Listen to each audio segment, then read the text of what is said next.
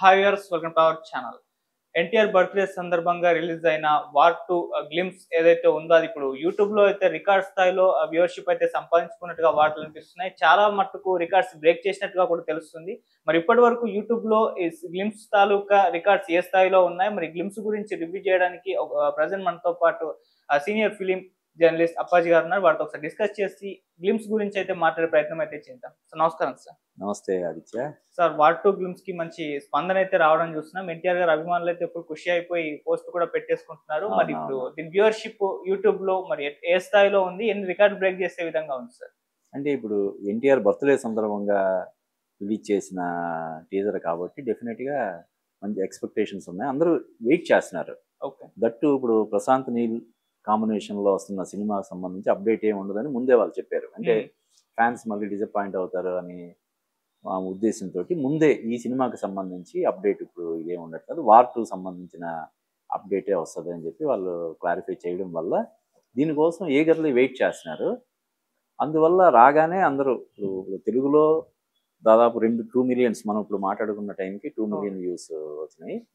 హిందీలో దాదాపుగా 7 మిలియన్స్ దాటినట్టుంది. అంటే అటు హృతిక్ రోషన్ బాలీవుడ్లో one of the biggest stars, ఇంకా తెలుగులో ఎన్టీఆర్కి ఉన్న క్రేజ్ మనందరికీ తెలిసిందే. వీళ్ళిద్దరు కాంబినేషన్లో వస్తున్న సినిమా కావడం వల్ల డెఫినెట్గా ఎక్స్పెక్టేషన్స్ మించి ఏదైతే అందరూ ఎక్స్పెక్ట్ చేశారో ఆ ఎక్స్పెక్టేషన్స్ మించి ఈ వ్యూస్ వస్తున్నాయి. అంటే పర్టికులర్గా ఎన్టీఆర్ ఫ్యాన్స్ అనే కాదు, అందరు ఫ్యాన్స్ కూడా చూస్తారు కదా. ఏంటి వార్ 2 సినిమాతో ఎన్టీఆర్ అక్కడ అంటే RRR సినిమాతో అక్కడ బాలీవుడ్లో బాగా తనకి మంచి స్టార్డమ్ వచ్చినప్పటికి కూడా తర్వాత వచ్చిన సినిమా ఏదైతే దేవర ఉందో అది బాలీవుడ్లో పెద్దగా ఇంపాక్ట్ చూపించలేకపోయింది.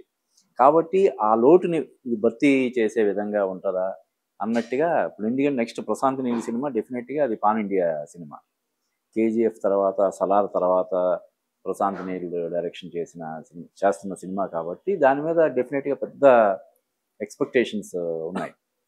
అందువల్ల ఈ సినిమా గురించి అందరూ తర్వాత ఇంకొకటి ఏంటంటే ఈ వార్ 2లో ఎన్టీఆర్ కొంత నెగిటివ్ షేడ్స్ ఉన్నటువంటి క్యారెక్టర్ అనే ఒక ఊహాగానాలు చక్కర్లు కొడుతున్నాయి కదా.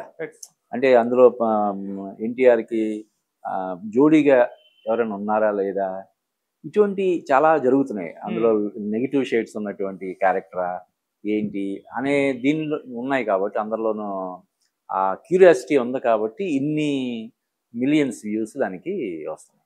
ఓకే సరే, గ్లిమ్స్ లో ఎన్టీఆర్ లుక్స్ కానివ్వండి అదిరిపోయాయని చెప్పుకోవాలి. కాకపోతే కాస్త హృతిక్ రోషన్ కంటే తక్కువగా ఎలివేట్ అయినట్టుగా కాస్త ప్రొజెక్ట్ అవుతుంది. ఆ రకంగా పోస్టులు కూడా పెడుతున్నారు. మీకేలా అనిపించింది సార్ ఎన్టీఆర్ గారి త్రూఅవుట్ గ్లిమ్స్ లో ఆయన రోల్? అంటే అలా కాదు, వాళ్ళు ఏ విధంగా దాన్ని ప్రొజెక్ట్ చేయాలనుకుంటున్నారు అనే దాన్ని బట్టి కదా. ఇప్పుడు ఎన్టీఆర్ క్యారెక్టర్ ఏంటి అందులో తెలియదు కదా. ఒకలాగా ప్రొజెక్ట్ చేసి వీళ్ళందరూ ఒక అంచనాకు వచ్చి అంచనాకు అనుగుణంగా అంచనాలకు అందుకోలేకపోతే మళ్ళీ అది ఒక పెద్ద డ్యామేజ్ అవుతుంది కదా. అందువల్ల వాళ్ళు కొంత వ్యూహాత్మకంగా వ్యవహరించి ఎన్టీఆర్ క్యారెక్టర్ సంబంధించి ఆ సస్పెన్స్ మెయింటైన్ చేసేలాగా ఉంది. కానీ ఆ వాయిస్ ఓవర్ కానీ ఆ లుక్ ఇది కానీ చాలా బాగుంది. అంటే ఎన్టీఆర్ చాలా బెస్ట్ పర్ఫార్మర్ అని మనకి తెలుసు. ఆస్కార్ అవార్డు కూడా తీసుకున్న వాళ్ళు. ఇంకా హృతిక్ రోషన్ కూడా అద్భుతమైనటువంటి పర్ఫార్మెన్స్. ఇద్దరు పర్సనాలిటీ పరంగా కానీ పర్ఫార్మెన్స్ పరంగా కానీ డైలాగ్ డెలివరీ పరంగా కానీ మాడ్యులేషన్ పరంగా కానీ ఇద్దరు ఈక్వల్ రేంజ్ ఉన్నటువంటి ఆర్టిస్టులు కాబట్టి.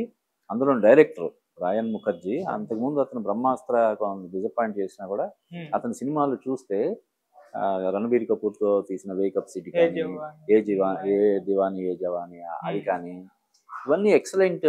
ఇది అందులోనూ ఆ బ్యానర్ కూడా యశ్ చోప్రా వాళ్ళది, యశ్రాజ్ ఫిల్మ్స్ అనేది అసలు one of the biggest, one of the కాదు number 1 production house in Tollywood, Bollywood.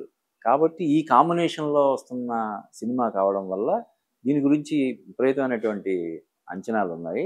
అందులోనూ ఆగస్టు 14కి వస్తుంది, ఇంకొక 2-3 months ఉంది. కాబట్టి ఎప్పుడు అని ఎదురు చూస్తున్న ఫ్యాన్స్ అందరూ కూడా దాన్ని చూడడం వల్ల ఇన్ని వ్యూస్ వస్తున్నాయి. ఇంకా నాకు తెలిసి ఇది 2-3 రెట్లు ఇంకా పెరుగుతుంది కదా. ఈరోజే కదా రిలీజ్ అయింది. ఇంకా దీనికి సినిమా నెక్స్ట్ అప్డేట్ వచ్చేంత వరకు, నెక్స్ట్ ట్రైలర్ వచ్చేంత వరకు ఇదే కదా చూస్తారు. 1-2 సార్లు చూసుకోవడం ఇవన్నీ జరుగుతాయి. కాబట్టి ఈజీగా ఇప్పుడు వచ్చిన దానికి ఒక కనీసం 5-6 రెట్లు వ్యూస్ ఇంకా వచ్చే అవకాశం. ఓకే. సార్ ఎన్టీఆర్ గారి బాలీవుడ్ డెబ్యూ ఇది. ఫస్ట్ టైం అంటే బాలీవుడ్ ఇండస్ట్రీలోకి డెబ్యూ చేస్తున్నారు. అంటే పానినియా సినిమా అదే కాకుండా అదే నార్మల్ గా డెబ్యూ హిందీలో అయింది, తెలుగులో డబ్బింగ్ అయింది. సో అవును. ఎలా ఉండబోతుంది అంటే ఇంతకు ముందు కూడా హీరోలు చాలా మంది ట్రై చేశారు బాలీవుడ్ డెబ్యూ. ముందు రామ్ చరణ్ గారు చేశారు తుఫాన్ మూవీతో. సో అది కాస్త వర్కౌట్ అవ్వలే. ఆల్మోస్ట్ ఆదిపురుష్ కూడా ఆ స్థాయిలోనే అంటే బాలీవుడ్ డెబ్యూ లాగానే జరిగింది ప్రభాస్ గారి అది కూడా. మరి ఇప్పుడు ఎలా ఉండబోతుంది ఎన్టీఆర్ గారి డెబ్యూ? డెఫినెట్ ఇప్పుడు వాళ్ళ సినిమా తెలుగులో కూడా బాగా ఆడింది. హృతిక్ రోషన్ కి తెలుగులో కూడా ఒక ఫ్యాన్ ఫాలోయింగ్ ఇచ్చిన, అంటే అంతకుముందు అతను యాక్ట్ చేసిన సినిమాలు చాలా మంది మన హిందీ సినిమాలు చూసే వాళ్ళందరూ కూడా చూశారు. అతను ఇక్కడ తెలుగులో కూడా ఈక్వల్లీ పాపులర్. కానీ వారు సినిమా ఇంకా మంచి విజయం సాధించింది. దానితోటి ఎన్టీఆర్ ఇదవుతున్నాడు కాబట్టి డెఫినెట్గా అంటే ఇందాక నేను చెప్పాను కదా, బ్యానర్ పరంగా చూసుకున్నా, డైరెక్టర్ పరంగా చూసుకున్నా, హృతిక్ రోషన్కి ఉన్న అక్కడ ఫాలోయింగ్ పరంగా చూసుకున్నా ఎన్టీఆర్ రేంజ్ ఇంకా పెంచే సినిమా అవుతుందని మనం ఖచ్చితంగా చెప్పొచ్చు. ఓకే. అంటే బాలీవుడ్ మార్కెట్ ని టార్గెట్ చేస్తూనే ఈ సినిమాలో యాక్ట్ చేయడానికి ఒప్పుకున్నారు అనుకోవచ్చా సార్? అంటే వాళ్ళు ఎన్టీఆర్ ని తీసుకోవడంలో ఉద్దేశం ఏంటంటే తెలుగు మార్కెట్ ని టార్గెట్ చేయడం. వాళ్ళకు ఇక్కడ బాలీవుడ్ మార్కెట్ కి హృతిక్ రోషన్ ఉన్నాడు కదా. అవును. ఇక్కడ తెలుగు మార్కెట్ చిన్నదేం కాదు కదా, చాలా పెద్ద మార్కెట్. హిందీ తర్వాత అతిపెద్ద మార్కెట్ ఇప్పుడు తెలుగు. మన తెలుగు సినిమాలు ఓవర్సీస్ లో కూడా విపరీతంగా కలెక్ట్ చేస్తున్నాయి. అందువల్ల అటు బాలీవుడ్ ఇటు టాలీవుడ్ రెండింటిని ఇది చేసి టార్గెట్ చేసి తీస్తున్న సినిమా అన్నమాట. అంటే ఎన్టీఆర్ గారు తన పర్సనల్ మార్కెట్ బాలీవుడ్ లో విస్తరించుకోవడానికి ఈ సినిమా హెల్ప్ అవుతుందా? డెఫినెట్ గా అంటే RRR తోటి బాగా ఎస్టాబ్లిష్ అయినప్పటికీ కూడా అది ఎంత లేదన్నా రాజమౌళి మార్క్ ఉన్న సినిమా కాబట్టి ఈ సినిమా తోటి అతని రేంజ్ ఇంకా రీచ్ కానీ రేంజ్ కానీ ఇంకా పెరగడానికి పుష్కలంగా అవకాశాలు ఉన్నాయి. ఓకే. అండ్ సార్ ఇంకోటి, మల్టీ స్టార్ అంటే కొన్ని ఇబ్బందులు అయితే ఉంటాయి సార్. ఎందుకంటే ఫ్యాన్స్ హీరో తక్కువగా ఉంటే యాక్సెప్ట్ చేయని పరిస్థితి మన దగ్గర ఉంది. అంటే మా హీరోని తక్కువ చేసి చూపిస్తారా, ఇంకో హీరోని అలా ఎక్కువ చేసి చూపిస్తారు, అది ఉంటుంది ఫైటింగ్.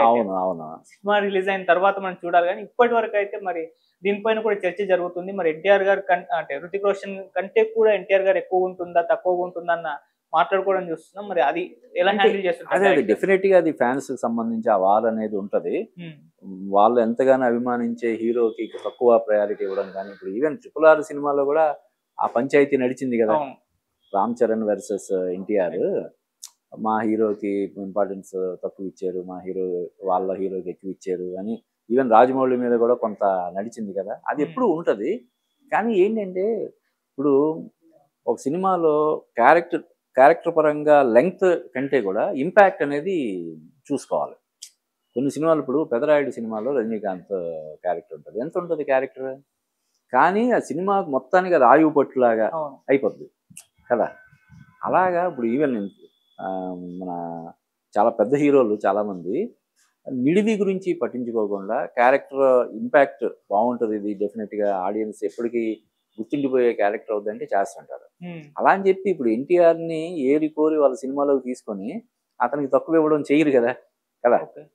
ఎందుకంటే రెమ్యూనరేషన్ పరంగా చూసుకున్నా, ఈ ఫ్యాన్స్తో ఇది చూసుకున్నా కూడా ఆయనకి బోల్డంత రెమ్యూనరేషన్ ఇచ్చి మళ్ళీ ఫ్యాన్స్ తోటి లేనిపోని తగాదా వచ్చేలాగా ఎందుకు చేస్తారు? కాబట్టి డెఫినెట్గా ఎన్టీఆర్కి ఒక అద్భుతమైనటువంటి క్యారెక్టర్ డిజైన్ చేసి ఆ క్యారెక్టర్కి ఎన్టీఆర్ అయితేనే న్యాయం చేస్తాడు అన్న ఉద్దేశంతో ఎన్టీఆర్ని తీసుకుని ఉంటారు.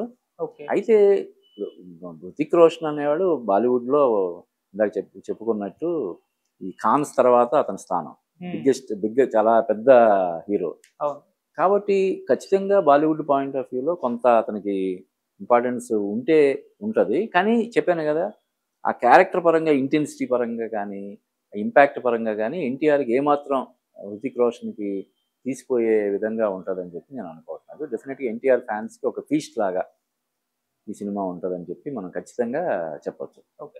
సో సినిమాలో అయితే ఎన్టీఆర్ వర్సెస్ హృతిక్ రోషన్ వాళ్ళిద్దరి మధ్య ఫైట్ ఉండబోతుంది, అది మన గ్లిమ్స్ లో అర్థమైపోయింది. అవును. బాక్స్ ఆఫీస్ వద్ద అయితే ఎన్టీఆర్ హృతిక్ రోషన్ వర్సెస్ రజనీకాంత్ ఉండబోతుంది సార్. రజనీకాంత్ గారి కూలీ సినిమా కూడా అప్పుడే వస్తుంది. మరి ఆ సినిమా ప్రభావం ఈ సినిమా మీద కానీ, ఈ సినిమా ప్రభావం ఆ సినిమా మీద బాక్స్ ఆఫీస్ వద్ద ఎలా ఉండబోతుంది సార్? ఇప్పుడు అంటే కూలీ సినిమా ప్రభావం హిందీలో పెద్దగా ఉండదు. రజనీకాంత్కి ఈ మధ్య కాలంలో హిందీలో అంత రోబో అంతకుముందు చంద్రముఖి చాలా పెద్ద సక్సెస్, తర్వాత రోబో, ఆ తర్వాత రజనీకాంత్ సినిమాలు పెద్దగా అక్కడ ఆడలేదు. అయితే అందులో పూరిలో అమితాబ్ బచ్చన్ ఉన్నట్టు కదా.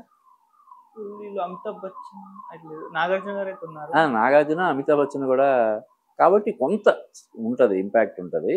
మన తెలుగులోనేమో ఇది ఎన్టీఆర్ ఉండడం వల్ల ఎక్కువ ఎడ్జ్ ఉంటది. అక్కడ బాలీవుడ్ లోనేమో హృతిక్ రోషన్ ఉండడం, ఆ బ్యానర్, ఆ డైరెక్టర్, దానివల్ల ఈ సినిమాకి వార్ 2కి ఎడ్జ్ ఉంటది.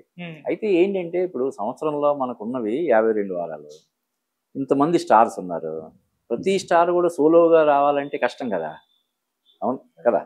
కాబట్టి డెఫినెట్గా ఇంకొకటి ఏంటంటే ఇలాగా 2 పెద్ద సినిమాలు ఒకే రోజు రావడం, అది కూడా అది హాలిడే రోజు, ఆగస్టు 14, 15 ఒక లాంగ్ వీకెండ్ కాబట్టి 2 సినిమాలు ఈజీగా అకామిడేట్ అవుతాయి. ఇంకొకటి ఏంటంటే దీనివల్ల 2 సినిమాలకు కూడా విపరీత, అంటే ఎన్టీఆర్ సినిమాకి, హృతిక్ రోషన్ సినిమాకి, రజనీకాంత్ సినిమాకి ప్రత్యేకంగా మనకి పబ్లిసిటీ ఇవ్వాల్సిన పని లేకపోయినా కూడా దీనివల్ల ఏమవుతుందంటే 2 సినిమాల గురించి ఎక్కువ డిస్కషన్ జరుగుతుంది, ఎక్కువ క్యూరియాసిటీ పెరుగుతుంది.